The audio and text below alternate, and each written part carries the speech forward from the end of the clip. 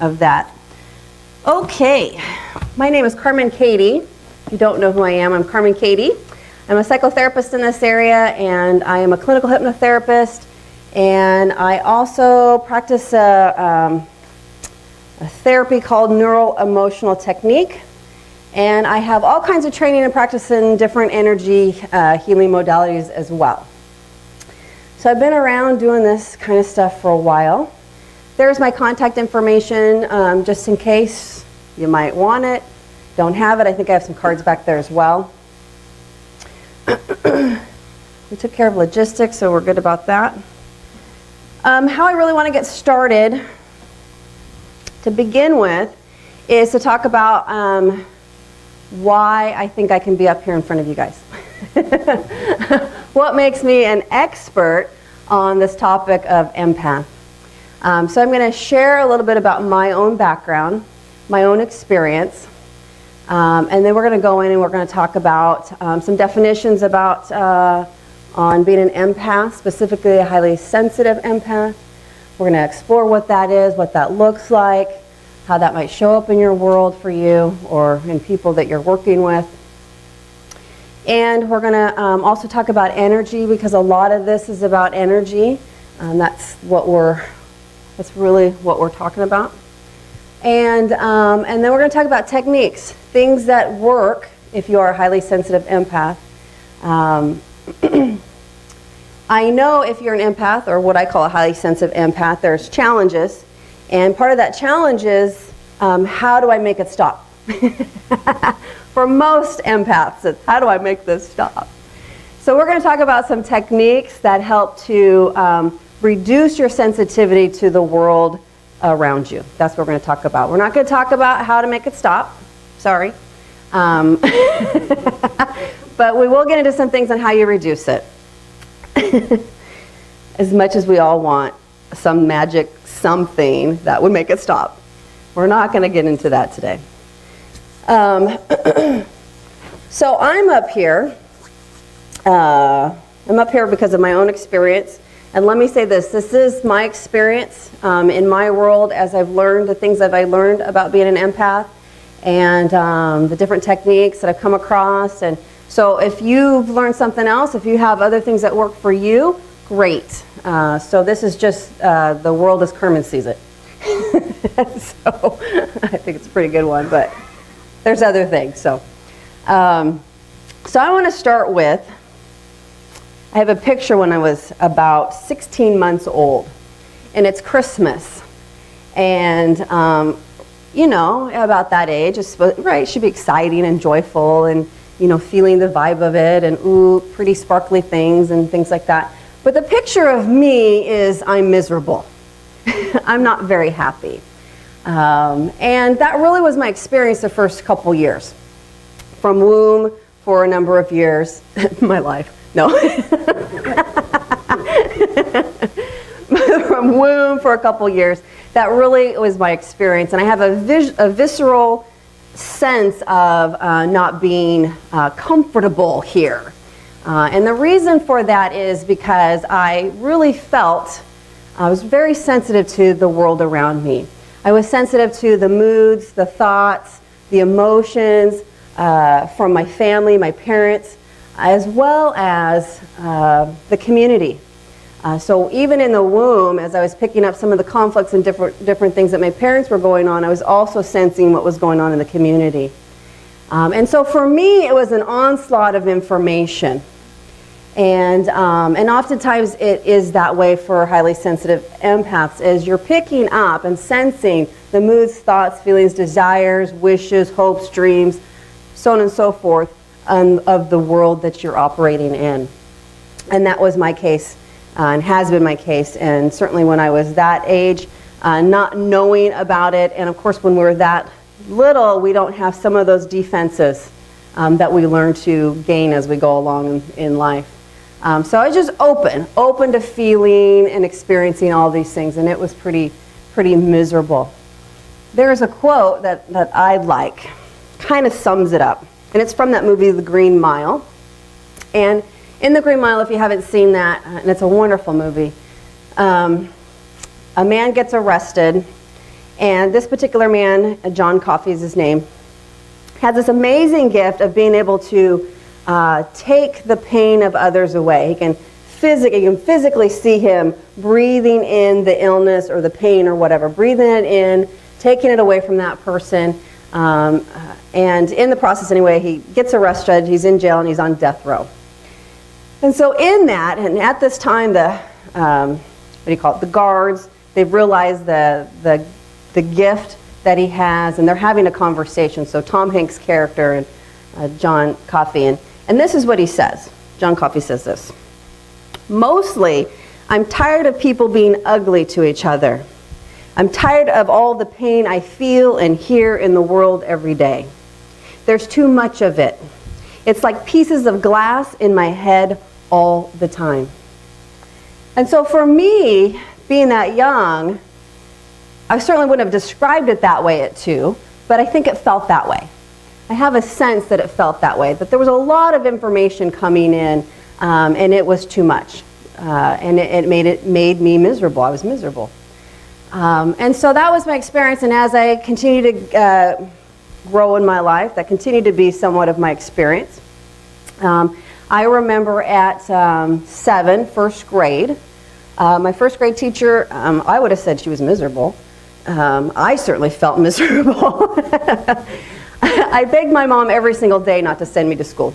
Please don't send me. I don't want to be with that teacher. And it wasn't, you would have thought that there was something traumatic happening to me because it was that painful. I'd be crying and begging and all this kind of stuff please don't send me to school. And really what it was is I was picking up the teacher's thoughts where she was, her feelings. What ended up happening, she had an illness. She was very sick. But I was feeling that. I was feeling how she felt about being there, how she felt about the students, how she felt about me. Not just felt, but thought. I tend to pick up thought processes of people. So I was picking up the thought processes that she was having, and it wasn't pleasant. And I didn't want to be there. It was too much. It was too hard. It was too difficult. It was painful. What she was experiencing and going through was painful, and I was sensing that. And in the middle of the year, she left, and that all went away from me. We got a different teacher, and I was fine, and I was in and of myself and strong and vocal, as I can be. I was then too. But that all went away. And so that really was a lot of my experience growing up. So by the time I got to 12, 13, a couple things happened at that age, pivotal time frames. But by the time I was at 13, I wanted to die. It was too much. I had felt too much for too long. And I remember walking home from junior high, and I remember just dropping on the ground and begging God to take me. Please take me. It's too much. I can't feel this. If this is how it is, I can't do this. And so what I ended up turning to, which many highly sensitive empaths do, is I started drinking alcohol. And because we have to find some way to numb it. If we don't understand what is going on, we find some way to numb it. And that can be alcohol, drugs, food, withdrawing, isolating. It can be different things to numb it. And so for me, it started with alcohol, and by 17, I had a drug addiction. And that's what I did. That's how I numbed it. I didn't know. I didn't understand any of this. And so I numbed it. Best I could. Of course, that brought other issues. But the best I could, I tried to numb it because it was too much. It was too painful. And I think that is an experience that many people who are empaths have. It's painful. It's really tough. And if you don't understand it, it's really tough. Because for me, I barely graduated high school for that matter. I would try to go to school. I would try to go to school, and it would be difficult. Because the night before school, I'd be in full-blown panic. Because for me, I felt everybody's stuff. I picked up everybody's stuff. All the things that people, you know how it is in junior high school, right? It's not pleasant to begin with. And then when you're picking up people's thought processes and their emotions and so on and so forth, it's even tougher. And so a lot of times by the time I ended up getting to school, it was Wednesday, because it was really hard to get out of bed, because it really would put me in a state of being frozen. It just really would. So, so that was really my experience, and not understanding what that was for me. Things changed around 17, and I stopped using drugs and alcohol, and I started a journey. I started this spiritual journey. I started seeking out other answers to this. What is this? So I started looking at more alternative approaches, and I think that happens for many empaths. As we start searching, what is this? What's going on with me? Why am I feeling this way? Why am I picking up what I'm picking up? And for me, that started, I don't know, early 20s. And I came across the Course in Miracles, and I read that, and came across probably this is a great book, Hands of Light, right? Most healers end up getting this book at some point in time. And started learning about intuition and energy, and started to get a little bit of idea about what it is that might be going on. And of course, as that progressed, I ended up here eventually, and learned even more, learned a lot more. But in that process, we come across those terms about being an empath, and some of the definitions about being an empath and what that is, and also in my healing journeys and taking different classes, came across techniques that people would say, here's the things to do if you're an empath. And most of those had to do with blocking the energy. Most techniques that I came across really had to do with putting up something so that you're not feeling so much. And those are the things that I learned. Those are the things I tried a lot, and they didn't work for me. And so anyway, I had a spiritual crisis at one point a number of years ago, pulled away from a lot of stuff, and in that process some really phenomenal things happened. And here's really phenomenal things happened. My kids left. My daughter went off to college. And my son went to go stay with his dad for a few weeks. And for the first time in my life, I was alone. And it was wonderful. It was peaceful. It was a peace there was nothing going on in here. It was quiet for the very first time. Quiet. And that was really important. A really important part of my journey of understanding what it is that really goes on for me, and what kind of things are necessary for me to do. But it was quiet, and it was joyful, and I don't think I left the house for a few days because I hadn't felt it. I just hadn't felt that. And then I had another situation that happened. I almost cut my finger off. It was around the same time. And it's kind of funny, but... so I'm driving to the hospital, and I didn't live very far, but I'm driving to the hospital, and I'm dizzy, and I know I'm going to pass out. I just know. So I just got to get to the hospital. So I get to the hospital, I run up to the front desk, I say, my finger, I don't even know, it might not even be there because I didn't look. All I knew was to wrap it, but I didn't look. I went like this. I said, this is what happened to my finger, and I'm going to pass out. So she told me, the gal said, the chair was probably about over there. She said, okay, we'll go over there, sit down. I didn't even make it. Passed out, hit my head on the way down, and was out. And another phenomenal thing happened in this moment, probably the most blissful moment I've ever experienced, is at some point, I don't even know how long I was out, but it got me into the doctor quicker. Because that would have been like 4 hours had that not happened. So it was a blessing on a number of levels. But in my moment of being out, I had an awareness that was beyond conscious awareness. And in that moment, in that awareness, absolutely everything was perfect. And everything was quiet. And everything was joyful. It was rich. It was blissful. It was, they talk about in Buddhism, nirvana and reaching that state. And, it must have been that. It had to be something like that. And that was another really important piece of me understanding who I am in and of my own energy without the influence of others. And that was really, really important, and really important as far as being an empath. And so then, of course, I started coming out of that nice state. And I'm in that moment, it's kind of funny, in that moment, I'm like, no, I don't want to leave this. This is too good. And I came back. I came back. So there was a number of things like that over the years that have helped me to understand this a little bit better, to understand it a little bit different.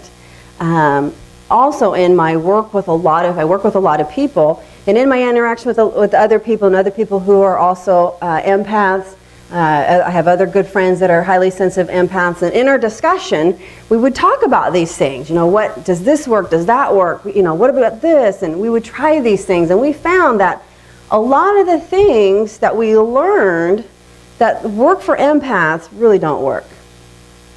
And we also found some things that do in the process. We found some things that do work, that are helpful.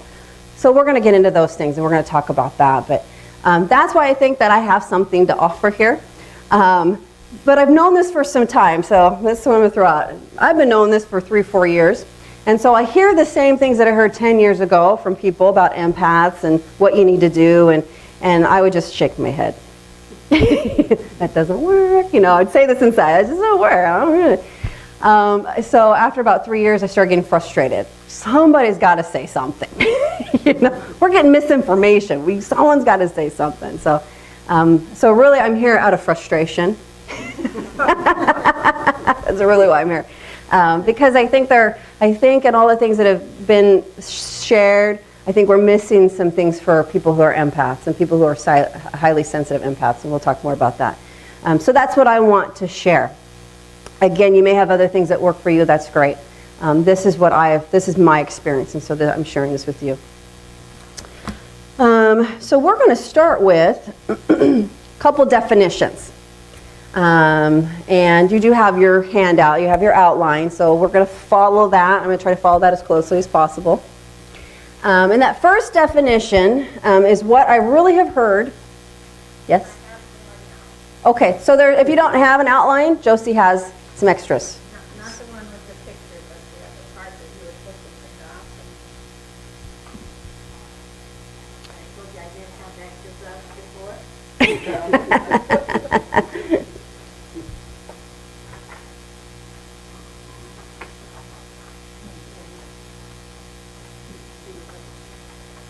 Okay. All right, everyone's got one. Good.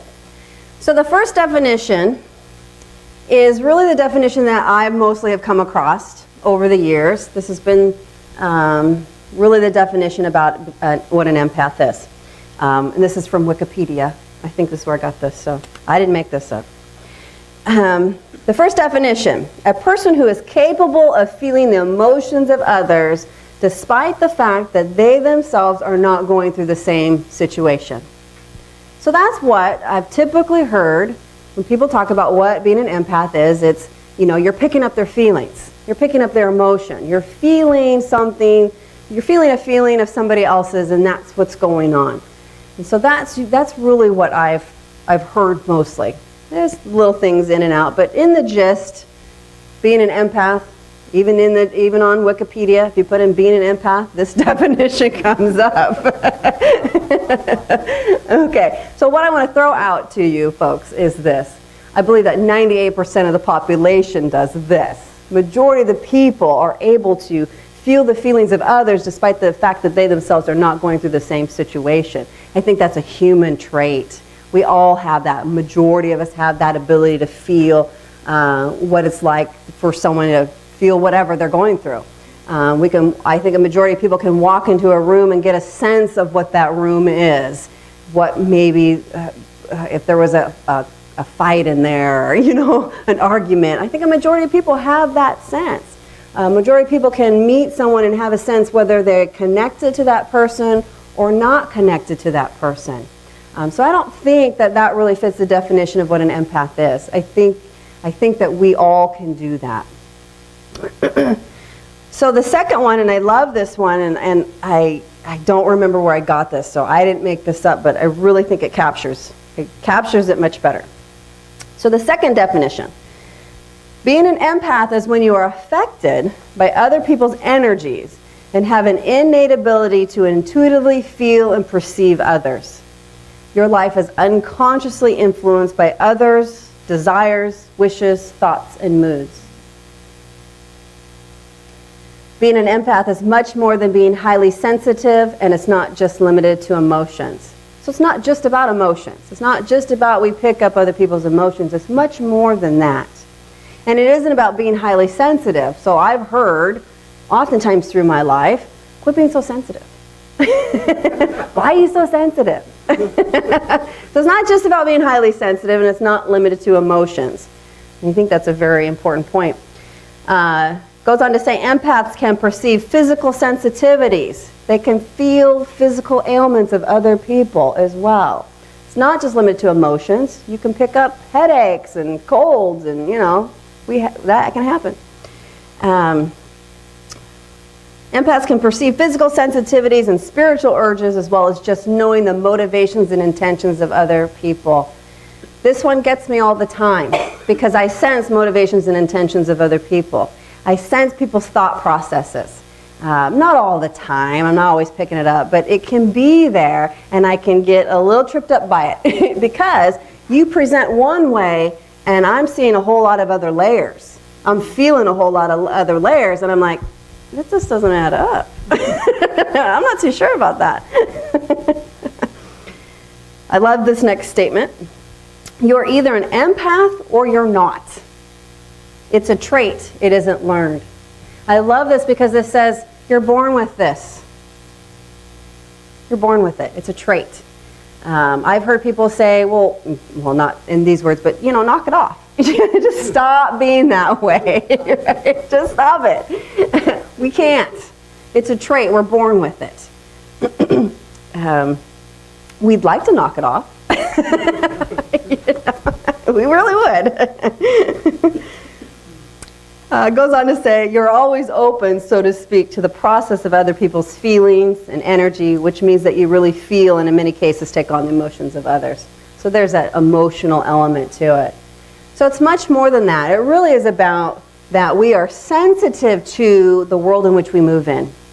We have a sense of what else is happening out here, in here, around here. We don't even have to be in the same room. We still can have that sense of what else is going on, be it feelings, be it thoughts, be it emotions, be it intentions. We have this sense of it. So I really think that captures it.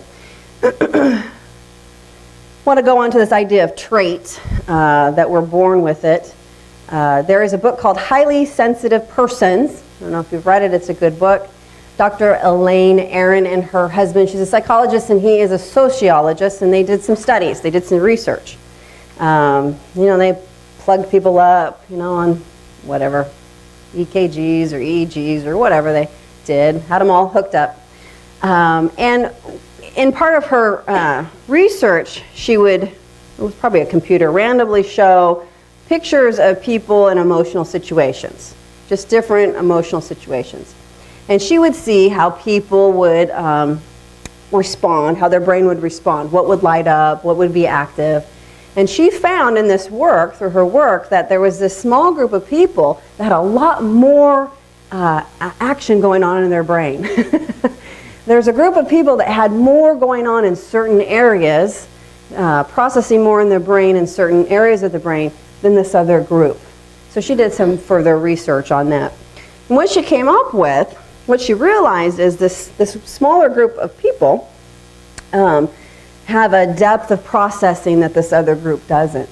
They're able to, when they see an emotional situation or a situation, they're processing more. There's more going on. There's more connections to the past, more connections to the future. There's bringing in more information about that event. So there's a depth of processing that happens for this smaller group of people. She also noticed that this smaller group of people get tired more easily. They're easily fatigued. They get overstimulated. that all that activity in the brain tends to wear them out a little bit more than this other group of people. She also found that they have a characteristic of empathy, that they feel, again, and she saw it in the areas of emotional regulation, that they feel more when they see certain things. And then she also noticed on that scale, there's a scale of sensitivity, that they're also more sensitive in terms of subtly picking up the subtleties in the environment. They're more attuned to the subtleties in the environment. And so she couched this, she called them highly sensitive persons. And she said that 15 to 20% of the population are highly sensitive persons. They respond differently. Their brain is different. They're reacting different than this larger group of people. And her book's good, and I'm not going to go into any more of that, other than to say that there's some, I want to say research saying that there's a trait there, that is something people are born with. It isn't something that people learn. We don't learn to become this way. Please don't try. But I want you to know that it's a trait, and I want you to know that there's been some research on some of the characteristics that could make up some of that trait for us. But what I like to point out, and this is where I come up with highly sensitive empath, my word, it could be any kind of word, but that's the word I use. If we look at this, a little drawing, so we've got the populations, 100%, 98% of that population are empath. We all have that ability to have that sense. Then there's a small amount of this population, 15 to 20, that's highly sensitive persons. And I'm going to say highly sensitive empath, that's my word, we fit in here somewhere. So some empath, right, we've got that. We've got maybe some highly sensitivity. I think there's something else that goes on for us. I don't quite know what the right word is, but there's something else that goes on. So it's not just, like that definition said, it's not just being a highly sensitive person, and it's not just about feelings, something more. And so I'm going to say we fit somewhere in this little small group here. I'm calling it highly sensitive empath. That's what I'm calling it. We could come up with a different name, and maybe we will someday, but that's what I'm calling it. So it's much more than just emotions and much more than just being sensitive. That's how I see it anyway. That's been my experience.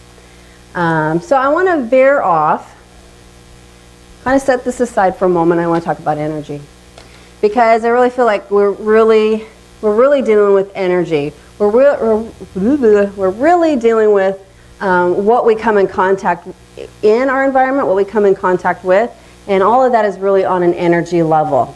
So I want to talk about this more. At least I think that's our next section.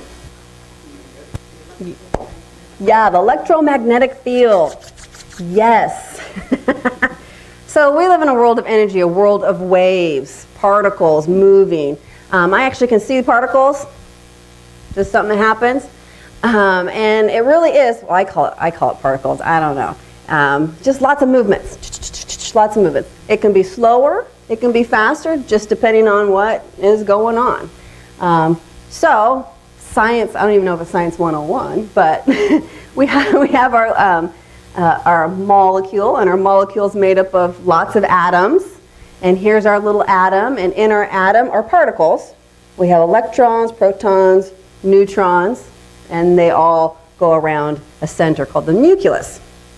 And what happens in this process, in this movement, it creates an electric field. Electric field has to do with the distance, the force of the distance of the object. And then there's a part of strength. So how strong is that force? And that's a magnetic field. So all this goes on in this molecule, and it creates this electromagnetic field. And electromagnetic field is, it's everywhere. It's in everything. My body is emitting electromagnetic field. My biochemical processes have an electromagnetic field. My heart has electromagnetic field. My brain, everything has a chair, a pew. There's a field. There's this movement happening in which we call energy. Right? We couch it as energy. And if you are a science person, I apologize. I am not.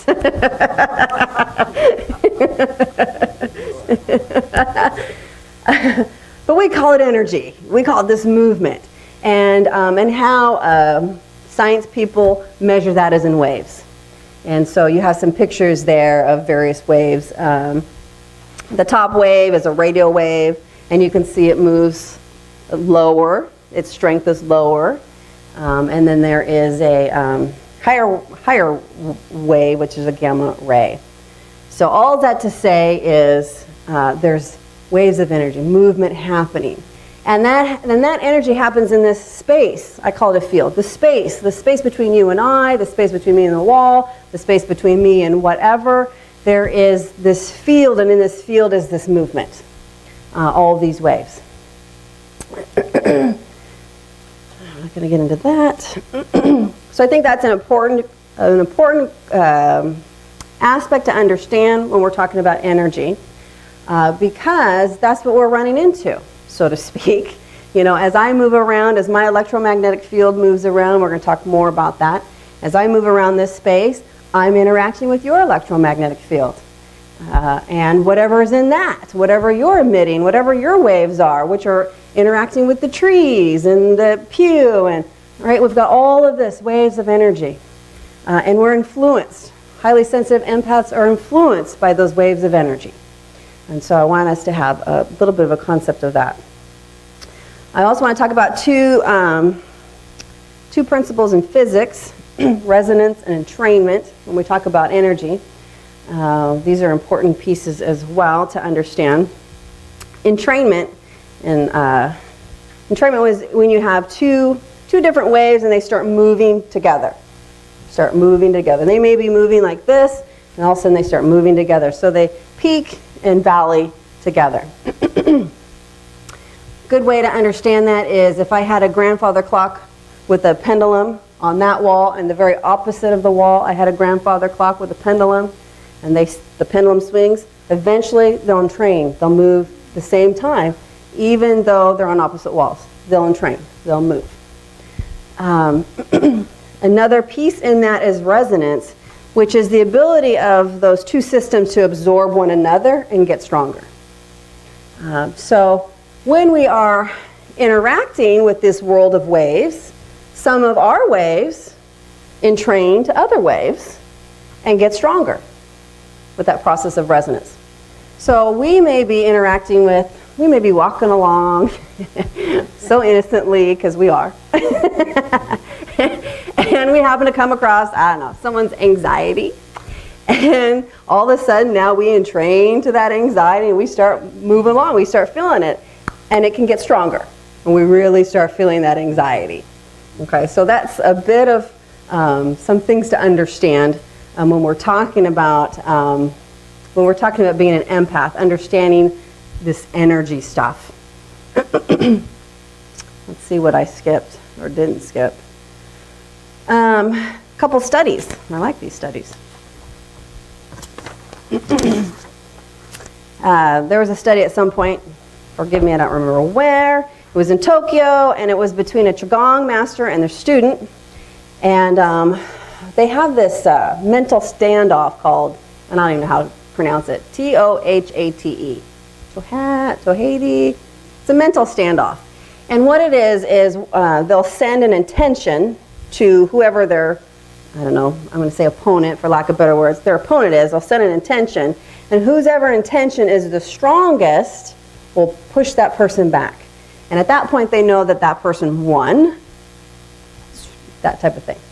So this research was studying that. What happens if I have a Qigong master in one room and a student in a completely different room, and that master is sending the wave, that intention, focused intention. So they had them hooked up, electrodes, and they were looking at brainwave patterns. And so they noticed that what happened is when the student received that intention, his or her brainwave changed to meet that of the master. And so there was that process of entrainment. He received it on a whole different level and had trained to that. Continued that study. Once they had that down, they started understanding that. They realized that what can happen, or what did happen in that study, is that before the master was even sending that wave or that thought, the student's brain wave matched the master, even before. So there was some recognition that we were receiving information even before that information gets sent. Somehow we're picking it up a little bit sooner. There were some other studies that support this. Let's see. So University of Nebraska, they did the same kind of thing, but they were looking at physically some foreboding bad news events. And so they hooked some people up to physiological monitor. So they were looking at heart rate, skin, heat, if a person gets hot, things like that. And computer would randomly send all kinds of pictures, happy pictures, not so nice pictures. And they were writing down how brainwave changes, both brain and heart. They were looking at several different: brain, heart, and the intestines.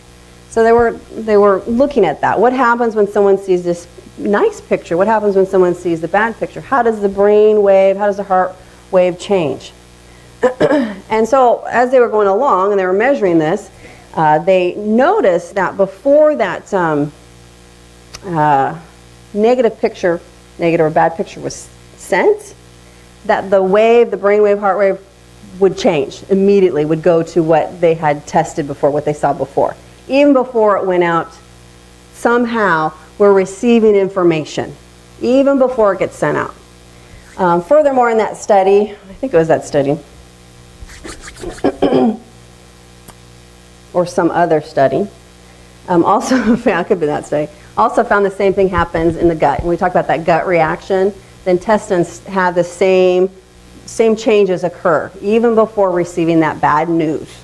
There's that same sort of change. It goes, the wave or the heat or whatever changes the same. Heart rate changes, that all changes. So there's something to that.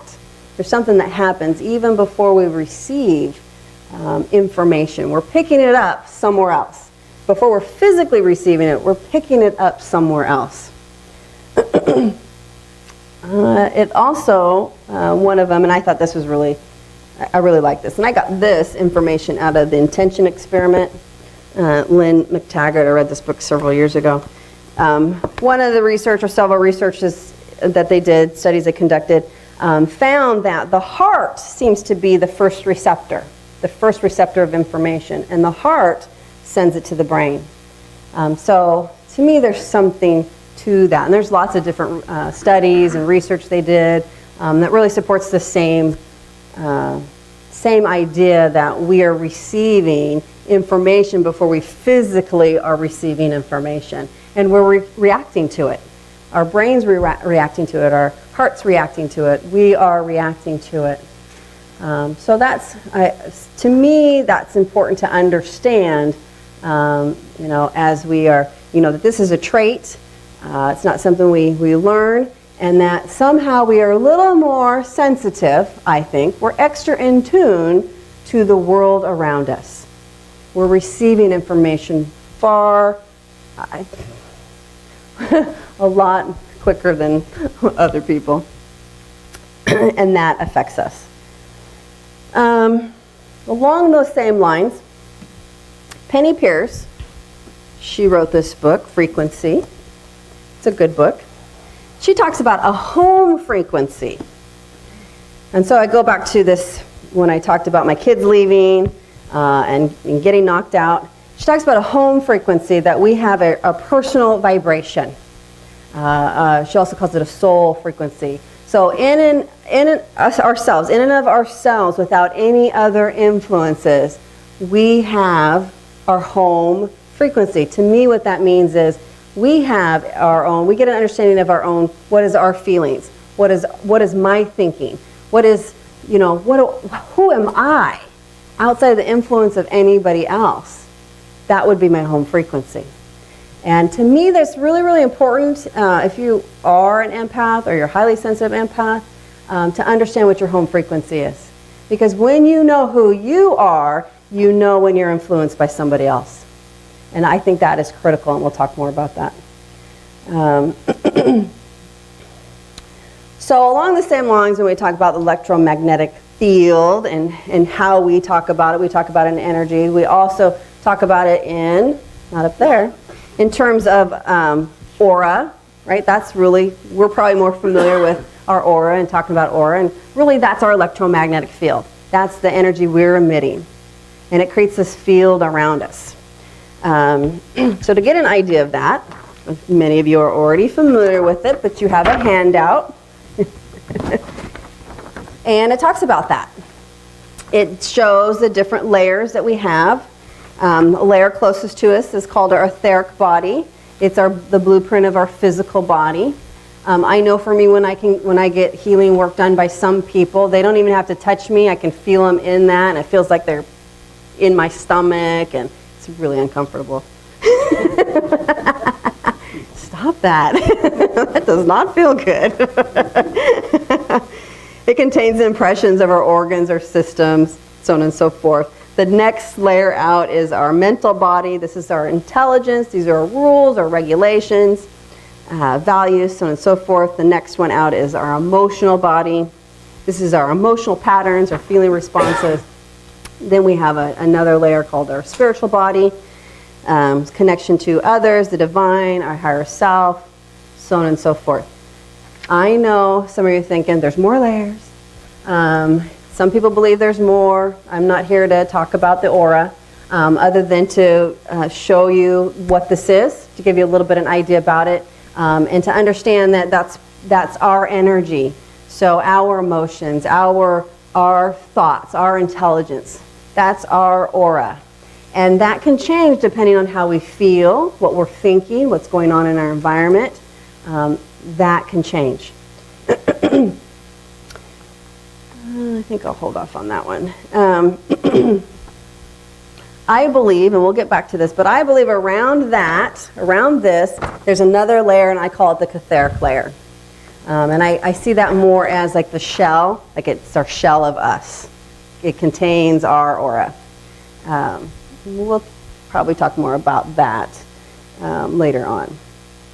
But this is what we're really dealing with, right? So my aura, and I'm walking around, and I'm walking into your aura, and and I'm getting a sense of you, right? It's just what it is. It's just what happens. So something to be mindful more. We'll talk more about that later. But we'll have just a little bit of an exercise, and then we'll be ready for opening up for any questions, and then we'll take a break. So our exercise is to feel our electromagnetic energy, our aura. You've probably had this exercise before, some of you, and it is where we can do just a little bit of this, right? Kat's got it down. She knows what we're doing. And we're going to put our hands out about this, and we're going to imagine a ball of energy in between our hands. And that ball of energy probably is a little warm. And as we start imagining, feeling that ball of energy, and as you move your hands back and forth just a little bit like this, you feel a stretch, a pull and a stretch, like taffy, right? Okay? So this is your energy. And once you got a sense of that, we're going to come out just a little bit further. Imagine that ball of energy now, still in between your hands. And you're going to in and out a little bit. And you're going to feel that stretch and pull, like taffy, right? Still your energy. This is still you. We go out even further. And now we got a big ball of energy, right? And if you want to spread out, spread out. You can spread out. That ball of energy, it's a big ball of energy. You've seen a beach ball for some reason. And we get that nice ball of energy. And maybe it's because you guys went to the beach. That just came to my mind. And in and out, and you can still feel that pull, that energy, right? Okay, so this is our field. And our field, they say, is typically about in this arm's length. all the way around. We'll talk more. It can be a little bit different for highly sensitive empaths, and we'll talk more about that. But that is our energy. And our energy is what we are using to feel our environment. We're not feeling it here, we're feeling it out here. Okay? So important to understand. So, I'm going to open at this time, a few minutes. If you have questions, comments, disagreements, insights, things you want to add, now's a great time to do that. Nobody has any? Anybody? Yes, pass that back to Jim. Actually, I think you explained something that happened to me once this is really more a comment that happened to me. I found a website on the internet to test your intuition, or your psychic ability, and it was guessing cards, and there were like 10 or 12 of them, and I kept guessing them, and I was always wrong for the next card, but I was right for the card after it, like 10 or 12 times in a row. And when I recognized that's what I was doing, I shut it off and I left the computer, and I never went back to the website because it really frightened me. I did not understand how I could be doing that. Getting it ahead of time. Yeah. So thank you for that explanation. Now I feel like less of a freak.